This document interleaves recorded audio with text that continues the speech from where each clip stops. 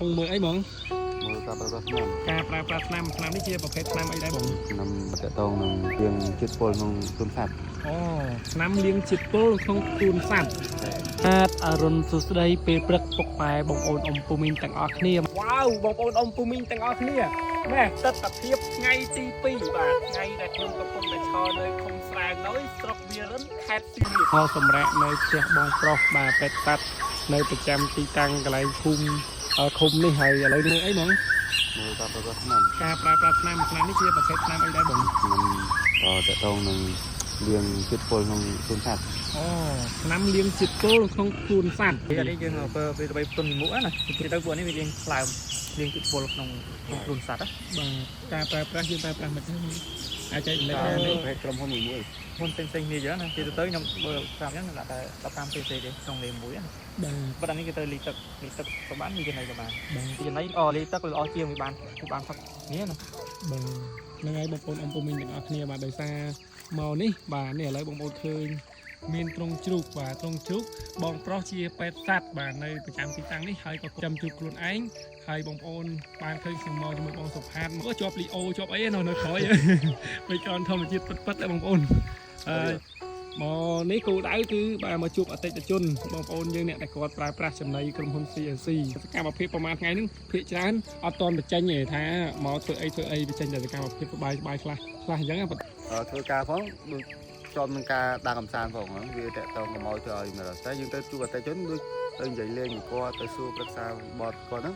ក៏ជាការកំសាន្តតែកុំយើងយល់ថាហ្នឹងវាជាសម្ពាធណានិយាយថានេះជាការងាររបស់យើងយើងបង្កើតបរិយាកាសរីករាយក្នុងកន្លែងការងាររបស់យើងដើម្បីឲ្យយើងការងារយើងកាន់តែល្អប្រសើរបាទហើយឥឡូវនេះបងប្រុសពេលព្រឹកមានអារម្មណ៍មិនដែរនៅកន្លែងទីតាំងនេះផ្ទាល់សម្រាប់ខ្ញុំឥឡូវនេះកំពុងតែល្ងាតិចដែរហើយជាទៅទៀតចន្លោះហើយជា18 17 18បើប្រៀបធៀបទៅនឹងខាងកំពង់ចាមឯងអត់ទេកំពង់ចាមពេលព្រឹកឡើងយើងអាចចន្លោះ23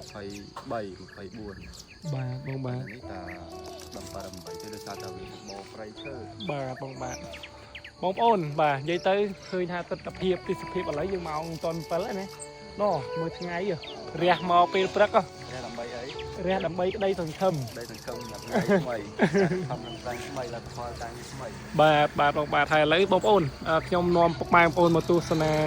បាទទ្រង់ជ្រូកបាទការចិញ្ចឹមជ្រូករបស់បងប្រុសព្រោះបងប្រុសគាត់ជាបាទពេទ្យសត្វប្រចាំនៅក្រុមហ៊ុន CSC របស់យើងតែគាត់ឈរនៅទីតាំងឃុំស្រែណយស្រុកវ៉ារិនខេត្តសៀមរាបបាទព្រឹកឡើងចាតំណងដែរតើដាក់តសយោទឹកតែយើងតដែកចឹងដាក់ឲ្យវារឹងឯងខុសដល់លើហើយជ្រូកដាក់ម៉ានក្បាលបងឆ្នាំហ្នឹងសាច់ចឹងដាក់9ក្បាលទេជ្រូកសាច់ដាក់9ក្បាលនេះវាក្រិនណាហ្នឹងបងក៏បាច់វា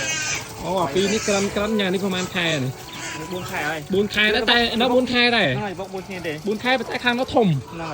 បាទចាំនេះចាំលើកទី1ឬក៏មិនដែរបងចាំលើកទី1បាទ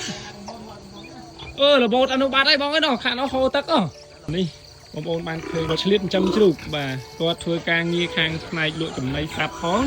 បាទគាត់ឆ្លៀតចិញ្ចឹមជ្រូកផងហើយនេះជ្រូកមេខាងនេះគាត់តំតាក់ចិញ្ចឹមលើកដំបងទេបងប្អូនដោយសារតំបន់របស់គាត់នេះផ្ទាល់បងប្អូនឃើញជាក់ស្ដែងអញ្ចឹងបាទពាត់ទៅដោយព្រៃឈើមានអីនៅច្រើនហើយអត់មានផ្ទះបងប្អូនប្រជាពលរដ្ឋយើងជុំវិញប្រមាណទេអញ្ចឹងក៏អត់មានប៉ះពាល់ដែរងាយស្រួលការចិញ្ចឹមសត្វព្រោះសត្វជ្រូកសត្វអីចឹងវាអាចស្អុយស្អាតអីចឹងទៅបើសិនជានៅជិតផ្ទះបងប្អូនប្រជាពលរដ្ឋភូមិយើងខ្លាចរំខានដល់គាត់អីចឹងតែនៅកន្លែងទីតាំងនេះគឺអត់មានរំខានដល់ពួកគាត់ទេល្អមែនតើហើយអ្វីដែលសំខាន់បងប្អូនណាឲ្យគ្រាន់តែក្រោកឡើងបាទបើកភ្នែកមិនតាន់ទេបងប្អូនបាទឃើញថ្ងៃរះមកបែបនេះធ្វើឲ្យបេះដូងរបស់ខ្ញុំបាទទៅឋានញូលុតឌុកដាក់បាទចង់ផ្ញើចង់នាំបងប្អូនមកទស្សនាជាមួយខ្ញុំដែរ